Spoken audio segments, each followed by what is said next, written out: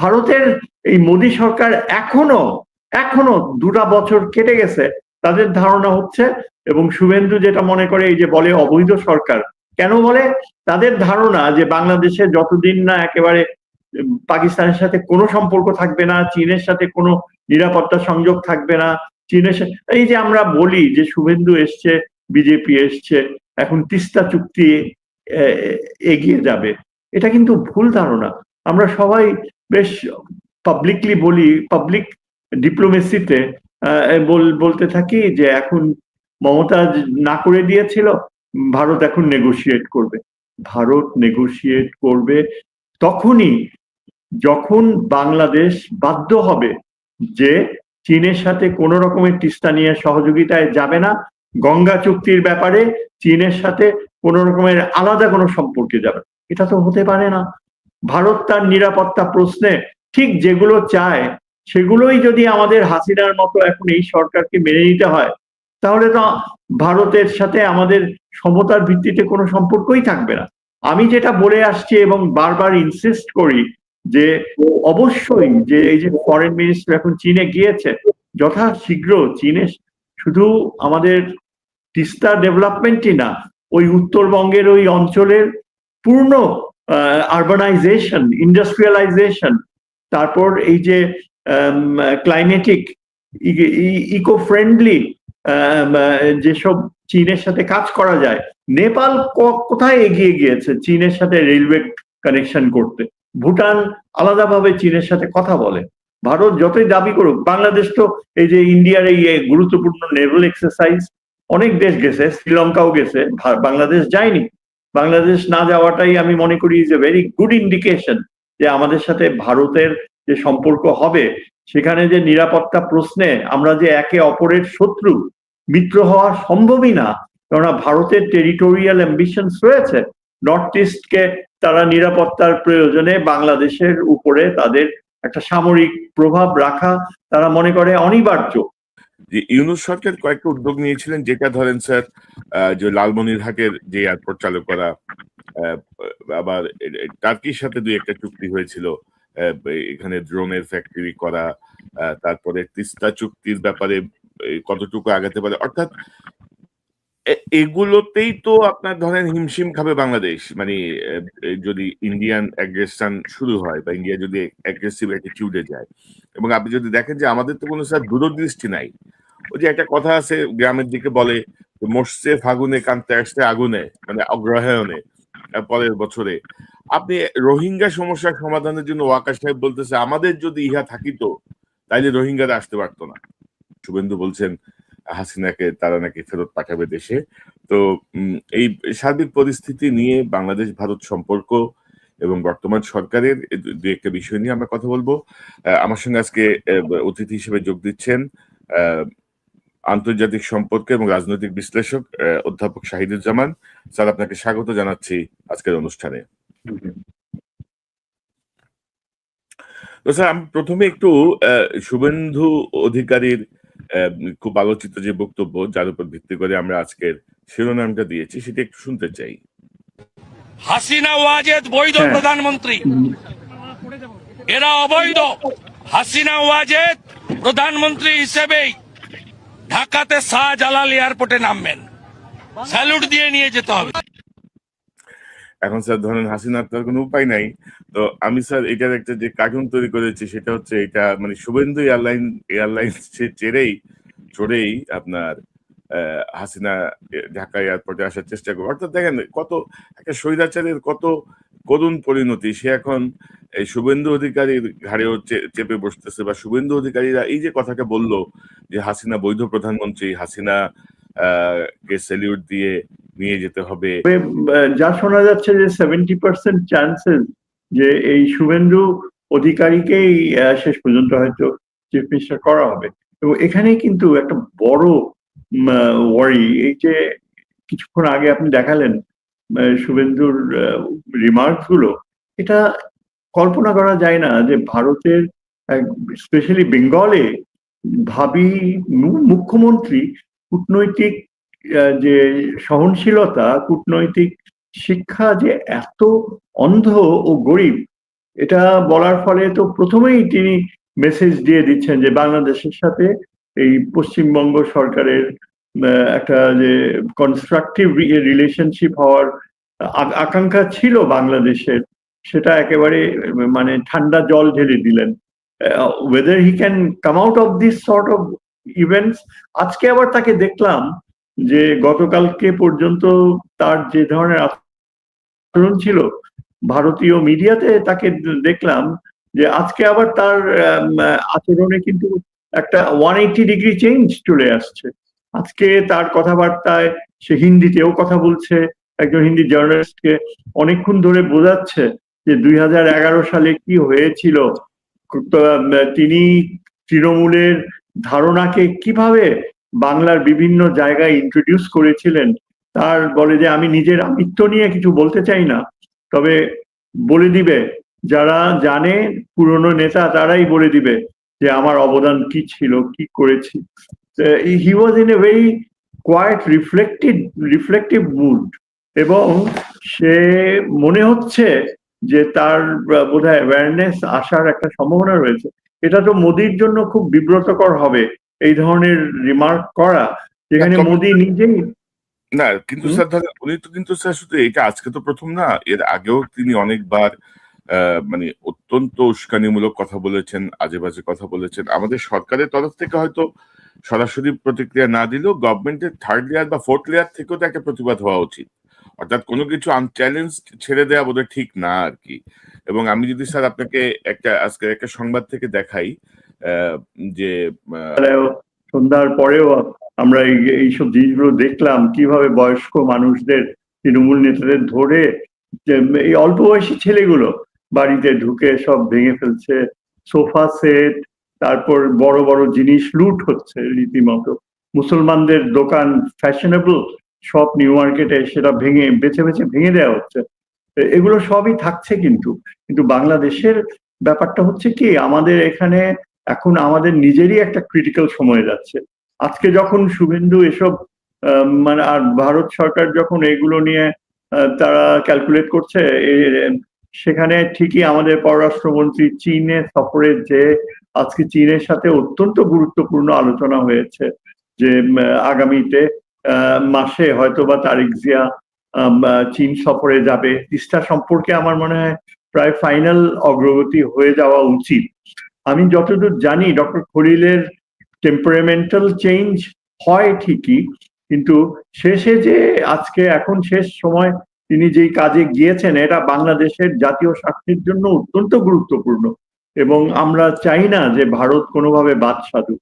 এখন ভারতও আমাদের এই উদ্যোগটার ব্যাপারে তাদেরকে মেনে নিতে হবে, যে তারা নিজেরাই রিয়েলাইজ করবে যে কি ধরনের অসভ্যতা দেখিয়েছে তাদের ইলেকটোরাল প্রসেসে, এবং বাংলাদেশের ব্যাপারে এই শুভেন্দুর যে ধরনের কথাবার্তা অবৈধ বলে ঘোষণা করে দিয়েছে। এরপর তো ভারতেরও আর মুখ রক্ষা করার মতো কিছু থাকে না। এখন এই দিক থেকে চিন্তা করতে গেলে শুভেন্দু যতই অসভ্য আচরণ করছে, ততই আমাদের পক্ষে এটা লজিক্যাল রেশনাল হয়ে যাচ্ছে যে চীনের সাথে একটা ব্রেক থ্রু আশ্বস্ত করা এবং আর ডিলে না করা।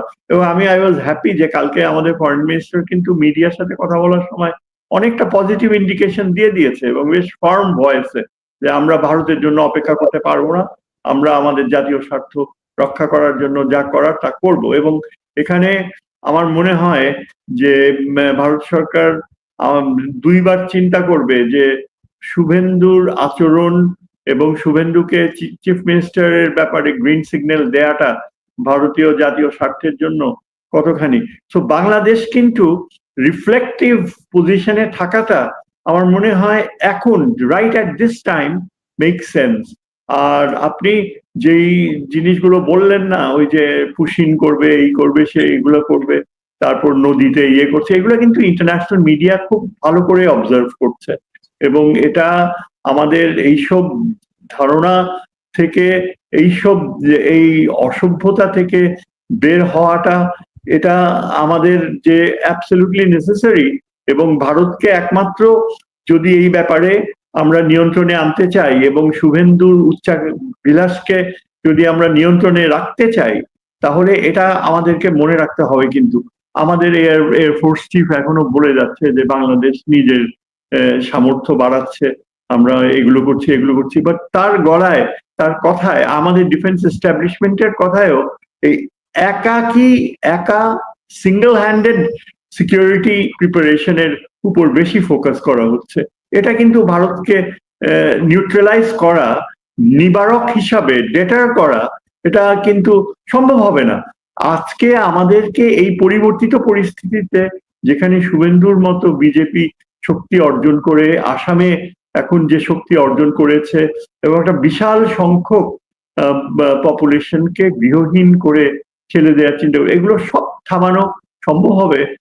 আমাদেরকে একটা জিনিস রিয়েলাইজ করতে হবে, যে যেসব দেশ জিওপলিটিক্যালি স্ট্র্যাটেজিক লোকেশনে রয়েছে, এবং বাংলাদেশের স্ট্র্যাটেজিক লোকেশন এখন এত গুরুত্বপূর্ণ হয়ে গিয়েছে এই ভারতের বর্তমান রাজনীতির প্রেক্ষাপটে, যে আমাদেরকে অ্যালায়েন্স, নিরাপত্তা মিত্রতার ধারণাকে ওপেনলি মেনে নিতে হবে। এটার থেকে এই যে আমাদের এয়ারফোর্স চিফ বলছেন যে আমরা এগুলো কিনবো, সেনাবাহিনী প্রধানও, আমাদের ডিফেন্স এস্টাবলিশমেন্টের অ্যাটিচিউডটা হচ্ছে যে আমরা আমাদের নিজেদের সামর্থ্য নিজেরাই গড়ে তুলবো, এটা তো রিয়ালিস্টিক কথা নয়।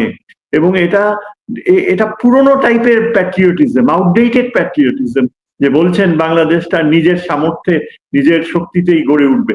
এই ভাষা কিন্তু এখন কোনোভাবেই মধ্যপ্রাচ্যে বা দক্ষিণ পূর্ব এশিয়াতে বা পূর্ব এশিয়াতে যেসব দেশ মিত্রতার বন্ধনে রয়েছে, এই একা চলার ধারণাকে প্রাধান্য কেউ দেয় না।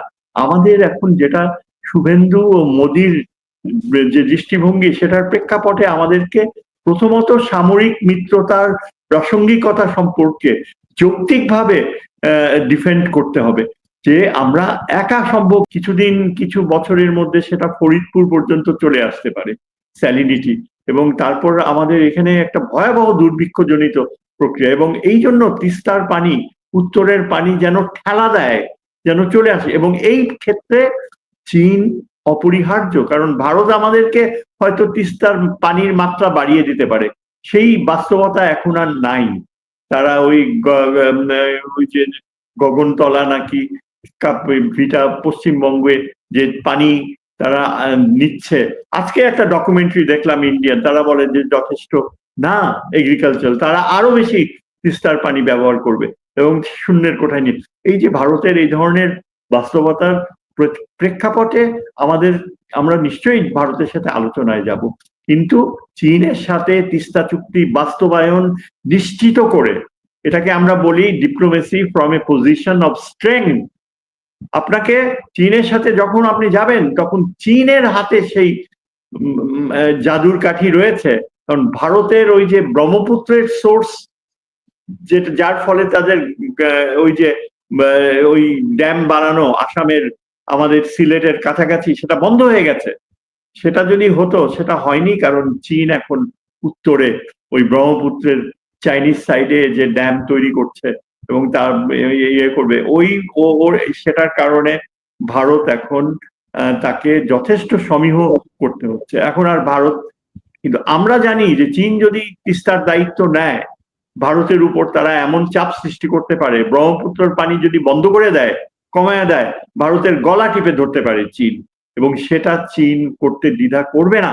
ওয়ান্স চায়নার সাথে আমরা যদি নিরাপত্তা চুক্তিতে যাই, চায়নার সাথে আমরা যদি দেখেন, কিছু ভাষ্যকার বলছিল যে আমাদের যদি ঋণের বোঝা অনেক ভারী হয়ে যায়, তাহলে শ্রীলঙ্কায় যেমন একটা পোর্ট চীন নিয়ে নিয়েছে লিজ, তেমনি আমাদের ওই কি পোর্ট জানি ওইটা, পায়রা বন্দর হয়তো চীন দাবি করবে যে তোমাদের এগুলো করে দিয়েছি, পায়রা বন্দর আমাদের দিয়ে দাও।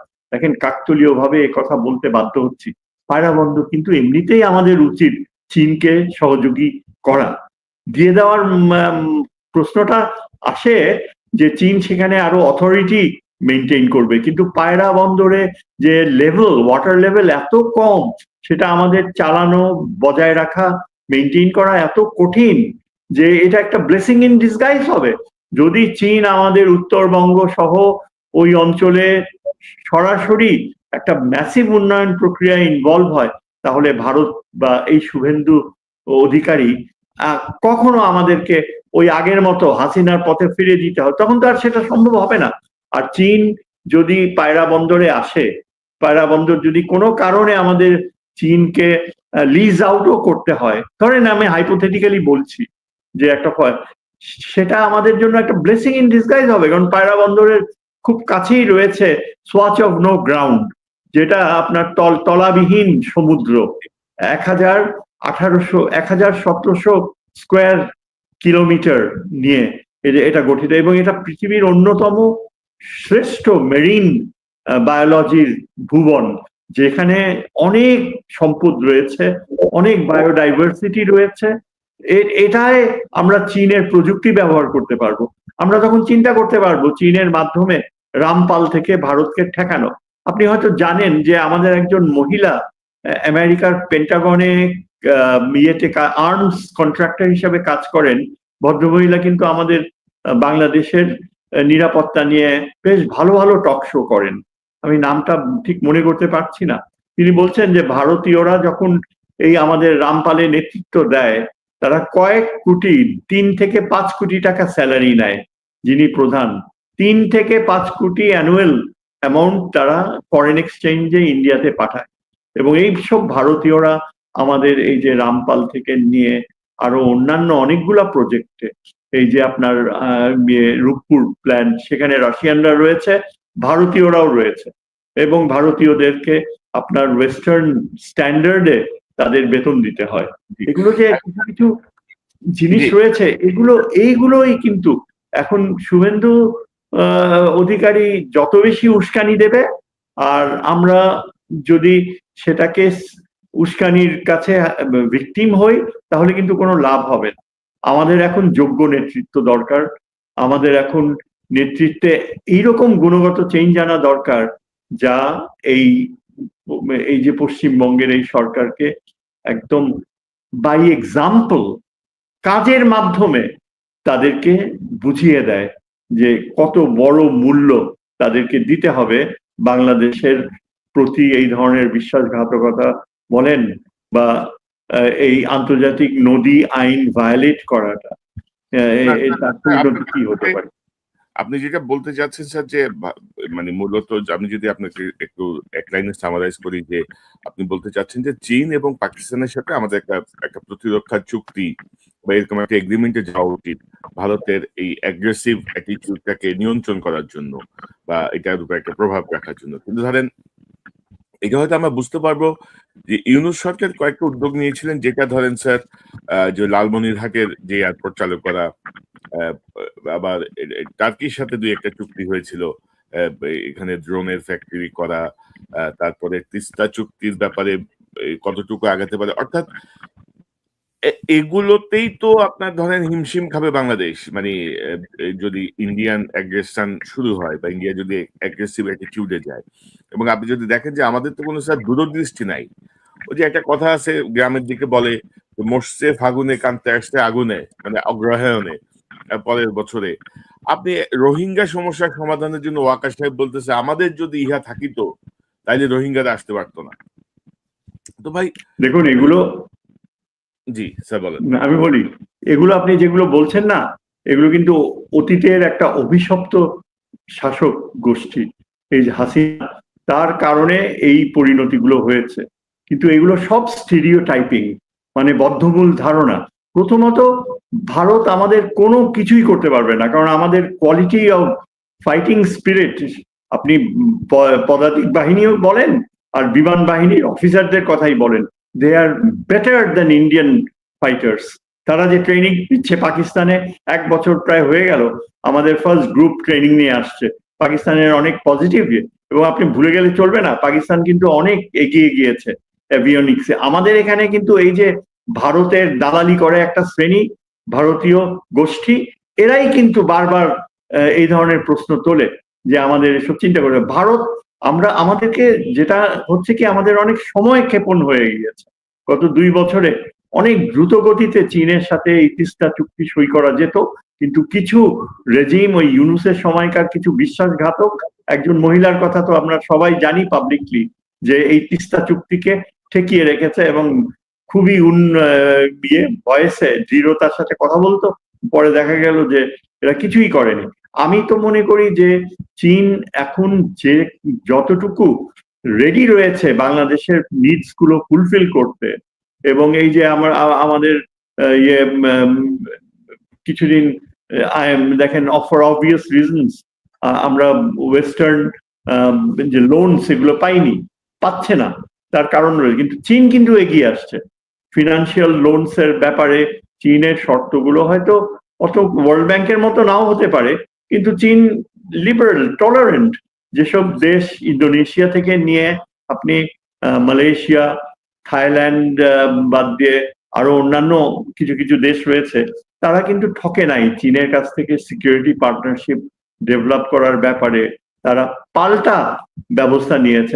আমাদের অবাক হওয়ার কিছু থাকবে না যদি এই যে আগামী দিনগুলো ইরানই শুধু নয়, ইরান চীনের সাথে বিশেষ নিরাপত্তা সম্পর্ক গড়ে তুলেছে, ট্রেন লাইন ডেভেলপ করা হচ্ছে। এবং আপনি দেখবেন যে সৌদি আরেবিয়া, কাতার, আরো অন্যান্য গালফ স্টেট যারা এতদিন ওয়েস্টার্ন অ্যালায়েন্সে ছিল, তারা কিন্তু এখন চীন ও রাশিয়ার সাথে বিশেষ নিরাপত্তা সম্পর্কে আবদ্ধ হচ্ছে। কাজে এই বিষয়টাকে আমার মনে হয় যে আমরা যদি ডিফেন্সিভ হই, অ্যালায়েন্স মানে তো কাউকে আক্রমণ করা নয়, আমরা তো কোনো আক্রমণাত্মক চুক্তিতে যাব না, আমরা অ্যালায়েন্স করব নিতান্তই ফর সেলফ ডিফেন্স। তো এই সরকারের আন্তরিকতা বা স্ট্রেংথ আমরা বুঝতে পারবো যদি এই তিস্তা চুক্তি বা লালমনিরহাটের এয়ারপোর্ট বা ধরেন যে মিলিটারি বেসটা যে ওইখানে করার যে প্ল্যানটা চলছিল, এগুলো যদি কন্টিনিউ থাকে, আমরা বুঝতে পারবো যে সরকার সঠিকভাবে সাহসিকতার সঙ্গে ওটা মোকাবেলার চেষ্টা করছে। কিন্তু শত্রুপক্ষের ধরেন ভারতকে আমি শত্রু বলতে চাই না, আমাদের প্রতিবেশী তো আমরা চেঞ্জ করতে পারবো না, কিন্তু আমাদের সম অধিকার বা সমমর্যাদার যেই সম্পর্ক সেটি নিশ্চিত করার জন্য আপনি বাংলাদেশের প্রশাসন, পুলিশ, আর্মি, সশস্ত্র বাহিনীর ভেতর থেকে সেই ফেউগুলো আপনি তাড়াবেন কিভাবে? সেই জায়গায় আমরা তাড়াবার, কনক আপনাকে আমি আশ্বস্ত করছি, আমার মনে হয় আপনি একটু সিনিক্যাল, নেগেটিভ থিঙ্কিং এ বেশি আশ্বস্ত হচ্ছে। আমি অবশ্য আগে এরকম আপনার মতো আমিও ভাবতাম, কিন্তু আমার মনে হয় এখন আমি আশাবাদী এই জন্য যে আপনি যেমন লালমনিরহাটের ব্যাপার নিয়ে ক্রিটিক্যাল, লালমনিরহাট কিন্তু সত্যি ডেভেলপড হচ্ছে। লালমনিরহাটের এয়ার ফোর্সের বিশাল বিনিয়োগ সামনে রয়েছে, এবং আমি খুব একটা অবাক হব না চীন একটা বড় হেল্পিং হ্যান্ড বাড়িয়ে দেবে। এসব ব্যাপারে আমাদের স্ট্রিক্ট গোপনীয়তা বজায় রাখতে হয়, কেননা ভারতীয়রা। আর আপনি যেটা বলছেন যে লালমনিরহাট তো হচ্ছে একেবারে সবচেয়ে গুরুত্বপূর্ণ সিম্বলিক হাব। এটা কোনো দিনই এভাবে অবহেলায় পড়ে থাকার প্রশ্নই ওঠে না।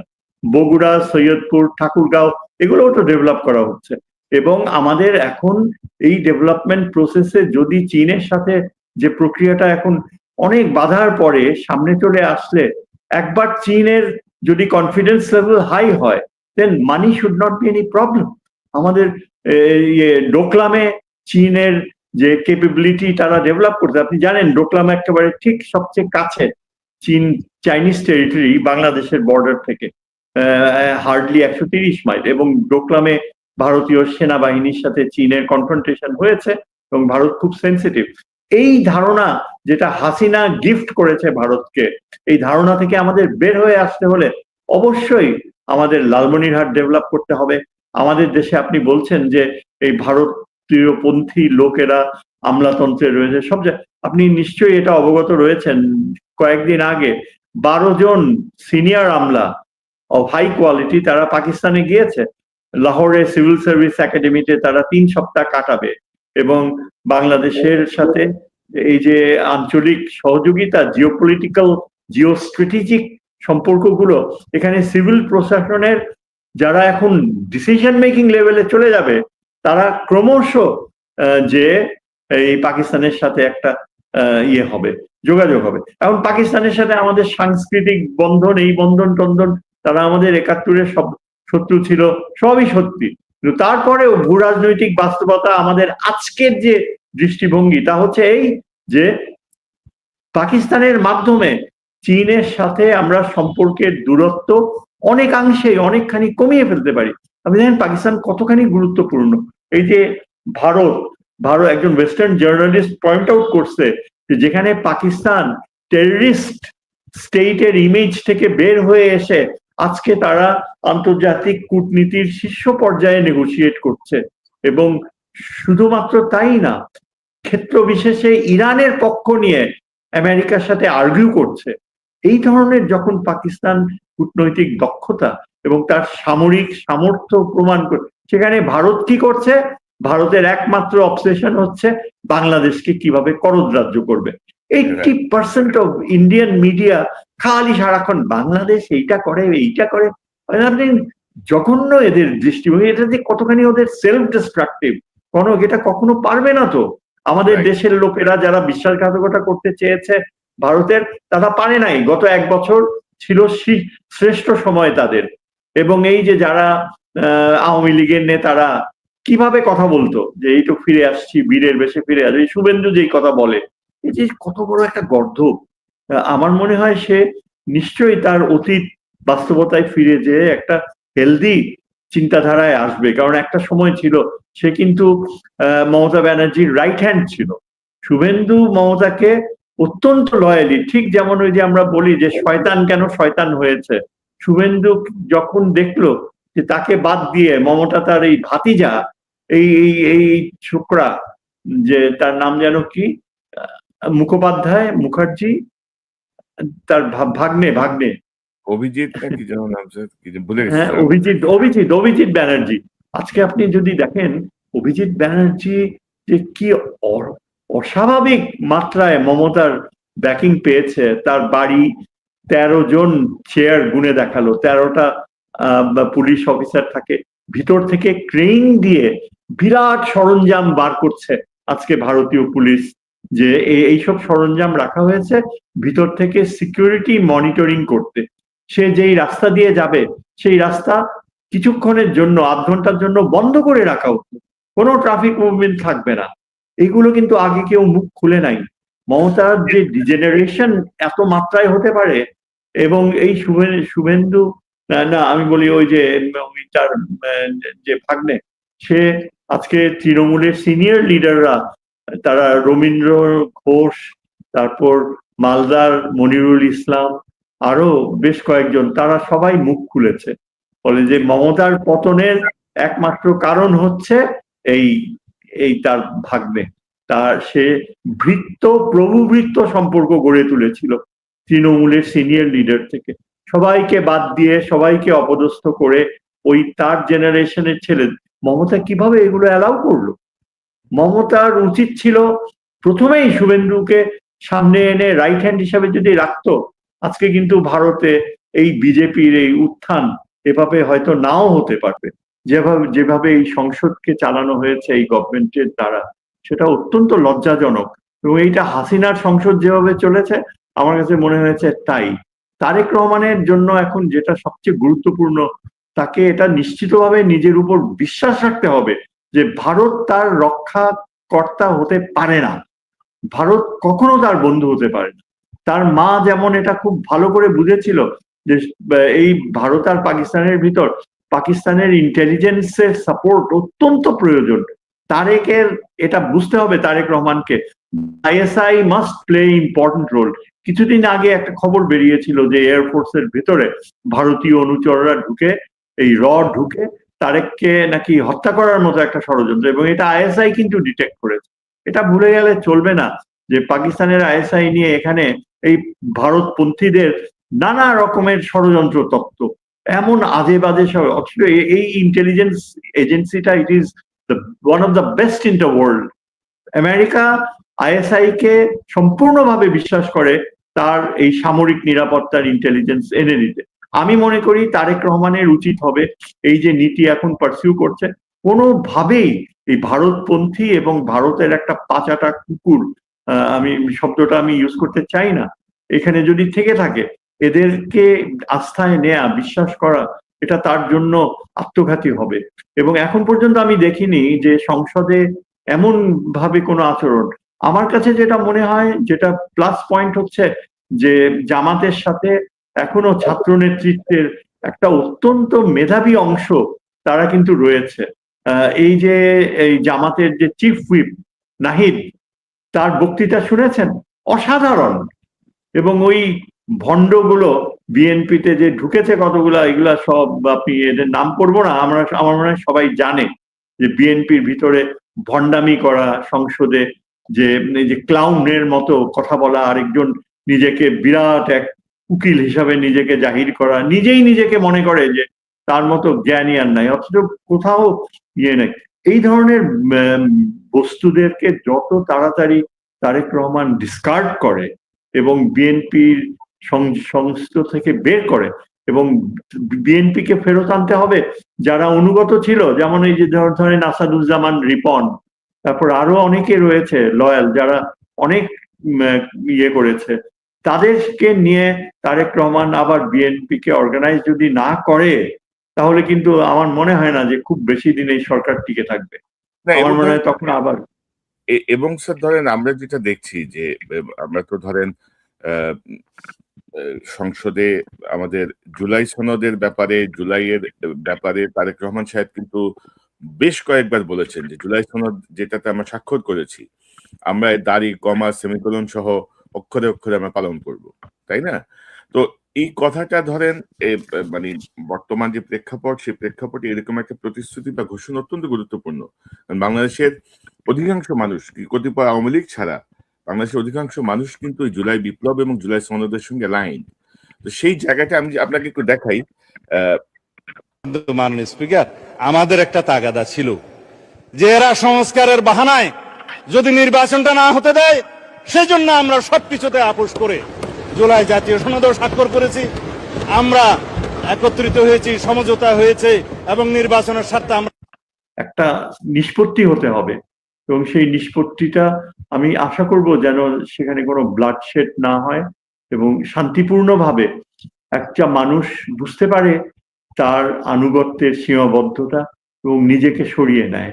আমি নাম বলবো না, তবে এই রিয়েলাইজেশন যদি না হয়, তাহলে কিন্তু একটা মানে সেই পুরনো ডিক্টেটোরিয়াল অ্যান্টি জুলাই মুভমেন্ট যদি সামনে চলে যায়, কারণ এমন এমন বিষয় রয়েছে, জুডিশিয়ারির ফ্রিডম, ফুল ফ্রিডম, এখানে তো কোনো কম্প্রোমাইজ হতে পারে না।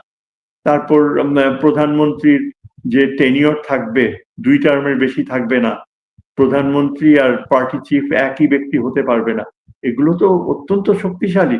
এবং যেখানে নোট অফ ডিসেন্ট দেওয়া হয়েছে, সেখানেই তো তারা বলবে যে আমাদের চোখে আমরা লেটার অ্যান্ড স্পিরিটে ফলো করছি। এইভাবে যদি ইন্টারপ্রিটেশনের প্রবলেম হবে, কার চোখে কোনটা যে আমরা পূর্ণাঙ্গভাবে ফলো করব, সেটা যদি ক্ল্যারিফাইড না হয় এবং ওই নোট অফ ডিসেন্ট গুলোকে through you get rid of them, এবং এটা কিভাবে সম্ভব হবে আমি এখনো কোনো উত্তর খুঁজে পাচ্ছি না, কিন্তু এটা একটা বড় রকমের স্টেলমেট। এবং তা তো অবশ্যই, এবং ধরেন স্যার গণভোটকে আপনি যদি অস্বীকার করেন, পাবলিক রেফারেন্ডামকে যদি আপনি অস্বীকার করেন, বা এটাকে যদি বাতিল করতে চান, বা এটা যদি না করেন, মানে অর্থাৎ মানে আমার কেন যেন মনে হচ্ছে এরা সবাই মানে লেজে গোবরে করে ফেলার একটা উদ্যোগ নিয়েছে চারিদিক থেকে। এবং এই সরকারের মূল কাজ হচ্ছে কিন্তু সংস্কার, মানে মানুষের যে চাহিদা বা যে দাবি, সংস্কারের জন্য কিন্তু এই সরকার মূলত মানে আমাদের একেবারে আমূল পরিবর্তনের উদ্যোগ। কিন্তু সেই জায়গাটায় সরকারকে আমার অনেক বেশি স্লো মনে হচ্ছে, অনেক বেশি স্লো ওয়েতে সরকার যাচ্ছে। তো আমরা আশা করি যে ভালো কিছু হবে, আমরা আশাই করতে পারি, এবং আমাদের জায়গা থেকে আমরা বলতে পারি যে এই জায়গাগুলো আমাদের চোখে লাগছে অসঙ্গতি, বা সাধারণ মানুষের যেই পালস গুলো আমরা টের পাচ্ছি, আমরা আমাদের এই অনুষ্ঠানের মাধ্যমে তুলে ধরতে পারি। বাকিটা সরকারের সিদ্ধান্ত, সরকার কি করবে। হাসিনার সময়ও স্যার আমরা বিভিন্ন সময় তুলে ধরেছিলাম, হাসিনা এটাকে নেগেটিভলি নিয়েছে। এখন এই সরকার যদি নেগেটিভলি নেয়, দায় তাদের। আমরা আমাদের দেশের স্বার্থে আমাদের মতো করে বলে যাব, রাইট রং সিদ্ধান্ত নিবেন কিভাবে সেটা আপনাদের বিষয়। We are not part of the government of the political party. So আমরা আমাদের জায়গা থেকে বলে যাব। স্যার আপনাকে অসংখ্য ধন্যবাদ আপনার মূল্যবান বক্তব্যের জন্য, সময়ের জন্য। আপনার শেষ বক্তব্যটা একটু শুনতে চাই, তারপর আমরা অনুষ্ঠান শেষ করবো। আমি আশা করি যে আমাদের যে বিরোধী দল রয়েছে সেখানে নেতৃত্ব দিচ্ছে ডক্টর শফিকুর রহমান, আমি তার প্রতি অত্যন্ত আস্থাশীল, শ্রদ্ধাশীল। আমি বলছি না যে সেই আগামীতে হয়তো নেতৃত্বে আসবে, সেটা আমি বলছি না। আমি আশা করব যে তারেক জিয়া যেন এক যোগ্য নেতৃত্ব দিতে পারে বাংলাদেশকে। আমি আশা করব, তার মনের ভিতরে কি আছে বলতে পারি না, বলা সম্ভবও না, তবে এইটুকু বিশ্বাস রাখতে চাই যে যে সততার পথে সে আসবে, তার বাবা মায়ের স্মৃতিকে সে যেন কখনো খাটো করে না, এবং বাংলাদেশে এমন কোনো বাধ্যবাধকতা নেই যে ভারতের প্রতি আগে বাধ্য হয়ে ব্ল্যাকমেইলড হয়ে তার মায়ের জীবন বাঁচানো, তারপরে এই যে বিএনপি ভিতরে নানা রকমের চিন্তাধারা, সেগুলোর কারণে বাধ্য হয়ে তাকে হয়তো ভারতের সাথে একটা বিশেষ সম্পর্ক, কিন্তু এখন আর তার ভারতের প্রতি আনুগত্য দেখাবার কোনো প্রয়োজন নাই। এখন যেটা দরকার আমাদেরকে, যে সে পুরোপুরি পাকিস্তানি গোয়েন্দা বাহিনীর সহযোগিতায় ভারতে এখানে রয়ের যে ডমিনেশন, এমনকি আমাদের ইন্টেলিজেন্স বডিজ গুলো, সেগুলো যেন পূর্ণাঙ্গভাবে উৎখাত করা হয়। জি স্যার, একজন নিরাপত্তা বিশারদ হিসাবে সেটাই ইম্পর্টেন্ট। এই জায়গাটা স্যার আমি একটা জিনিস অ্যাড করতে চাই, যে ধরেন ভারত, অনেকে তো বলছিলেন যে তিনি ভারতের সঙ্গে বিশেষ কোনো চুক্তিতে গেছেন বা ভারতের সঙ্গে বিশেষ কোনো কিছুতে গেছেন, কিন্তু ওই যে আওয়ামী লীগ নিষিদ্ধ করার যে অধ্যাদেশ, সেটাকে আইনে পরিণত করার মাধ্যমে তিনি কিন্তু প্রথম হিট ব্যাকটা করছেন ইন্ডিয়াকে। ইন্ডিয়ান যে প্রথম যে দাবিটা ছিল যে আওয়ামী লীগকে নিষিদ্ধের অধ্যাদেশটাকে তিনি আইনে পরিণত করেছেন, তো এটা কিন্তু ভালো একটা হিট ব্যাক, এবং মনে হচ্ছে যেন যেগুলো বলা হচ্ছে সেগুলোর খুব বাস্তব ভিত্তি নেই। তো স্যার, আমরা পরিস্থিতি পর্যবেক্ষণ করি, নিশ্চয়ই নিকট সময়ে আমরা আবারও আলোচনা করব, আবারও বিশ্লেষণ করার চেষ্টা করবো। স্যার, আপনাকে অসংখ্য ধন্যবাদ। Thank you. এতক্ষণ যারা এই অনুষ্ঠান শুনলেন, নিশ্চয়ই আপনার এই আলোচনার মর্মার্থ উপলব্ধি করতে সক্ষম হবেন। জটিল পরিস্থিতি, বৈশ্বিক পরিস্থিতি যেমন জটিল, তেমনি বাংলাদেশের রাজনৈতিক পরিস্থিতিও জটিল। বিশেষ করে গত প্রায় 2 বছরের কাছাকাছি 18-19 মাসে ভারতের অনেক আস্ফালন আমরা দেখেছি হাসিনাকে নিয়ে। বাংলাদেশ দখল করে নেওয়া, মানে তারা রীতিমতো ম্যাপ ট্যাপ দিয়ে বসেছিল যে এইভাবে এইভাবে বাংলাদেশকে তারা কবজা করে ফেলবে, 24 ঘন্টা সময় লাগবে, 72 ঘন্টা সময় লাগবে, ইত্যাদি ইত্যাদি। তো এইসব উগ্র কথাবার্তার কোনো ভিত্তি নাই, ভ্যালু নাই, এবং বাংলাদেশ থেকে যাকে মানে কি বলবো পালাতে বাধ্য করা হয়েছে, বাংলাদেশ থেকে যে পালিয়ে গেছে, তারও বাংলাদেশে আবার ফিরে আসার কোনো সুযোগ বা সম্ভাবনা বা আশঙ্কা কোনোটাই নাই। শুভেন্দু অধিকারীরা বাংলাদেশের সঙ্গে সম্পর্ক তৈরি করুক, মোদী সরকার বাংলাদেশের জনগণের সঙ্গে একটা সম্পর্ক তৈরি করুক, যেটি হচ্ছে বর্তমান পৃথিবীর মূল কি বলবো সম্পর্কের ভিত্তি। রাষ্ট্র টু রাষ্ট্র, জনগণের সাথে বন্ধুত্ব, সরকারের সঙ্গে বন্ধুত্ব বা বিশেষ কোনো গোষ্ঠীর সঙ্গে বন্ধুত্ব রাষ্ট্রের সাথে অন্য রাষ্ট্রের সম্পর্কের অবনতি ঘটাবে। হাসিনা ভারতকে যে প্রিভিলেজ দিয়েছিল, বা হাসিনা ভারতকে যে পর্যায়ে, বাংলাদেশকে যেভাবে ভারতের দাসত্বের পর্যায়ে নিয়ে গিয়েছিল, সেটি থেকে আমাদের ফিরে আসা শুরু হয়েছে, এবং আমরা বলতে চাই যে আর কখনোই বাংলাদেশ ওই পর্যায়ে ভারতকে সার্ভ করবে না, যেটি হাসিনা করেছিল তাদের নিজের স্বার্থে, তার অবৈধ ক্ষমতাকে টিকিয়ে রাখার স্বার্থে।